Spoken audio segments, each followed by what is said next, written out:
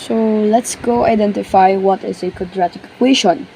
So, one of the rules sa quadratic equation, dapat i-consider natin lahat ng exponent ng mga variable. So, when we say variable, ibig sabihin yung mga letra. Eto, we need to consider each of their exponent.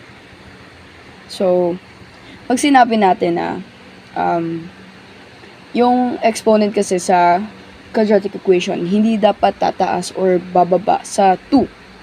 So, for example, this is a quadratic equation. Kasi ang exponent niya ay 2 lang. This naman, nakikita natin dito, hindi yung exponent niya hindi 2. Kasi 1. So, nagtatanong kayo kung possible ba na maging quadratic equation siya pag ganito. Kunyari ganyan. Pwede pa rin. Basta isa sa mga variable ay may exponent na 2. So, you need to consider all the variables. No? So, let's answer na nga. Sasalan natin yung rules, try natin i-answer. So, eto, we all know that is a quadratic equation. So, quadratic siya. Naman. Eto, try natin i-analyze. Siyempre, hindi. Kasi wala silang exponent na 2. O, diba? Dalawa sila wala. So, it's not a quadratic. Dito naman, try natin. So, dito, kahit na i-transpose natin to, hindi pa rin yan gagana. Kasi mas mataas yung exponent ito. Hindi natin kayang kung naiisip nyo na kaya natin i-subtract ito from here, no, bawal yun. Kaya lang natin mag-subtract ng bagay or ng constant and ng variable pag same sila ng ganito. Ganyan. Yan, pwede mong i-subtract yan. You can subtract that. But, pag itong ginamit natin, kunyari ganito, bawal yan. Hindi yan possible. Dapat same sila ng constant. Ay, same sila ng variable. So, this is not a quadratic equation. Dito naman, ito sa pinaka-last, this is called a disguise. So, it's in disguise pa. So, we need to reveal it. Okay. Delete ko muna to. When we say in disguise, ibig sabihin, hindi pa yan yung final form niya. We need to expand it. Okay.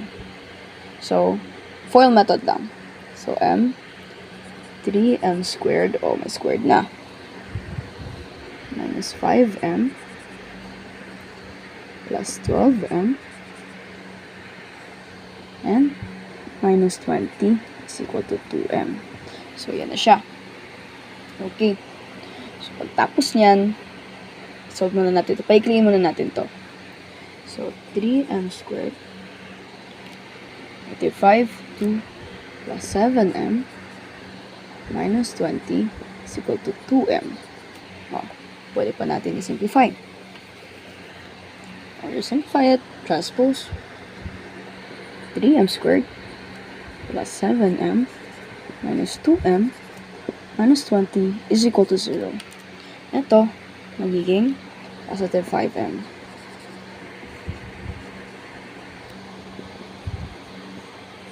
So, we can see that it's a quadratic.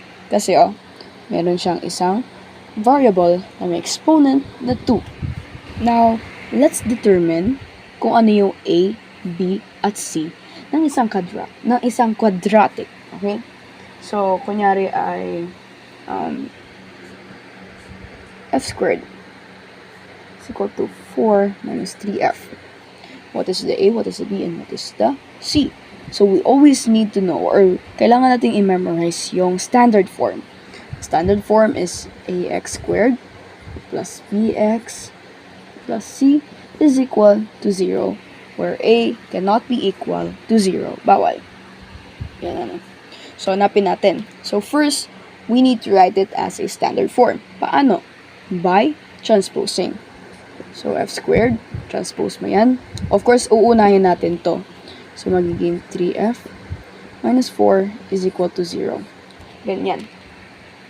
Then, if wala na tayong ibang ita-transpose, pwede natin hanapin yung A, B, and C. Let's always remember na yung A, siya yung may variable Siya yung constant na may variable na may exponent na 2.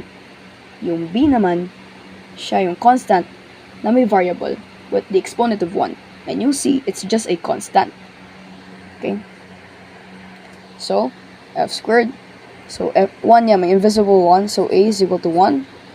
B is equal to 3. And c is equal to negative 4. How about ito? In disguise na naman. Paano natin hanapin yung a, b, at c? Okay, now, let's expand muna. X squared plus 8x minus 7x minus, ilan yan? So, magiging 56 is equal to 3x. First, unahin muna natin palitin. Palitin muna natin. So, magiging x minus 56 is equal to 3x. Okay? Then, we transpose this. X squared plus x minus 3x minus 56 is equal to 0. Okay. Burahin ko muna ito sa taas. Okay. So, palitin natin. X squared plus x. So, x minus negative 3. So, it means that 1 minus negative 3. Okay? So, ang magiging sagot dyan ay magiging negative 2x minus 56 is equal to 0. Okay. Tapos nyan, hanapin na natin yung a, b, and c. Kasi wala na tayong pwedeng gawin dyan. So, kasi, pag sa factoring na hanapin natin yung x sub 1 x sub 2, dito hanapin na natin yung a, b, and c. So, you don't need to worry about expanding it more. No? So, a is equal to 1, b is equal to negative 2, and c is equal to negative 56. Always consider ito. So, kunyari, x squared minus 2x. So, baka akala mo sa perspective mo, yung positive x squared, yun na minus mo lang sa positive 2x. No. It's considered to be negative 2x na. Ha? Yan. So, yan yung sagot. Ano naman pag ganito? As you can see, sa last example natin, tatlo sila. Paano kung dalawa lang? Of course, all we need to do is to transpose, right? Na tayong ibang gagawin. Is equal to 0. Wala nang iba. A is equal to 1. 1 na rin. 3. B. B is not 9 kasi wala siyang variable. So, this is C. So, ano kaya yung B? Since walang B dyan, is 0 na lang natin siya. Yan.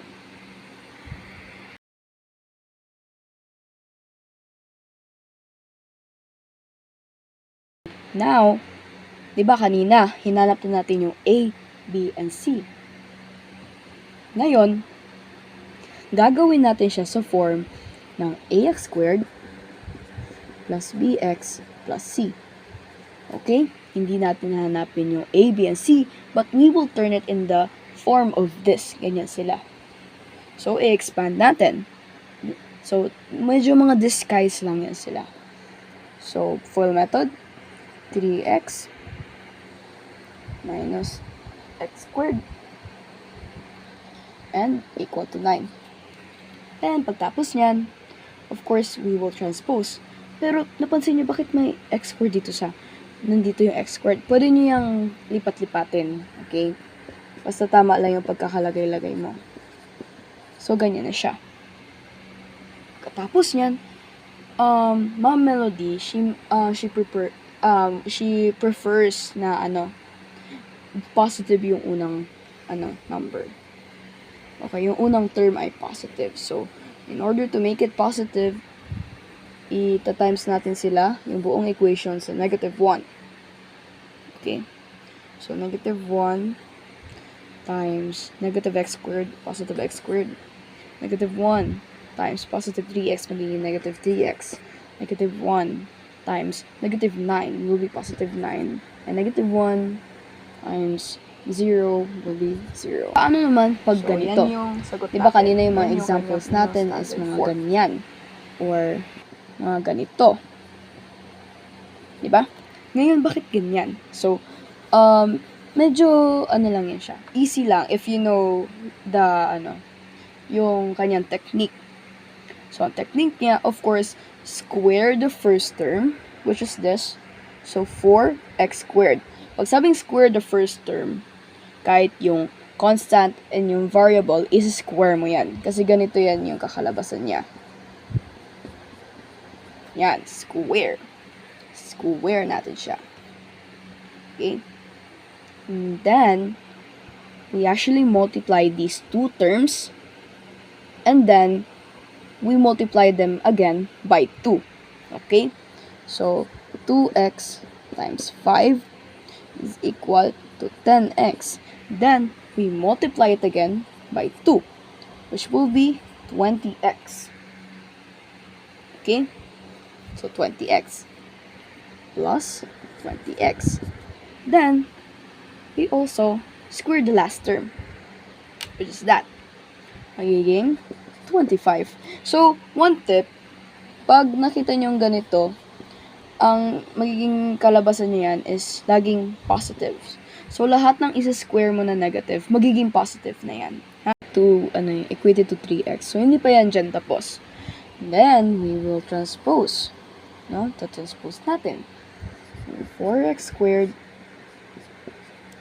plus 20x minus 3x plus 25 is equal to 0. Okay. Delete natin ito sa taas. Okay. So, ang magiging kinalabasan niya ay 20x minus 3. Ilan? Magiging positive 17 plus 25 is equal to 0. Yan ang ating sagot.